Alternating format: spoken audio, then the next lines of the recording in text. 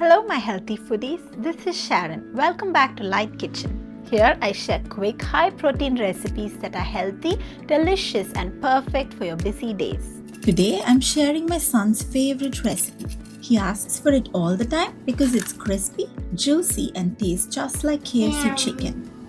In a large bowl, add 500 grams of chicken thighs, bone-in or boneless. Add 1 cup of low-fat buttermilk, 1 teaspoon salt,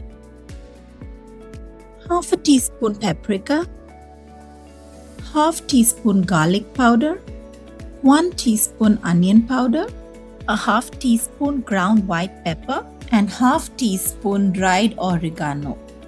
Stir well, coat each piece.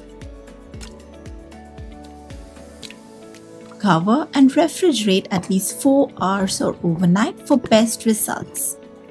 In a dish, combine 1 cup whole wheat flour, half a cup of breadcrumbs, just a bit of salt, 1 teaspoon paprika, 1 teaspoon garlic powder, a half teaspoon ground white pepper, a half teaspoon oregano, 1 teaspoon onion powder, and half a teaspoon black pepper. Mix well. Take the chicken from the marinade and coat evenly in the flour mix. Let the coated chicken rest on a tray for 10 to 15 minutes. For extra crunch, dip back into the buttermilk, then coat again. Place your chicken in the air fryer and cook at 180 degrees Celsius for about 12 to 15 minutes per side until golden, crispy and fully cooked.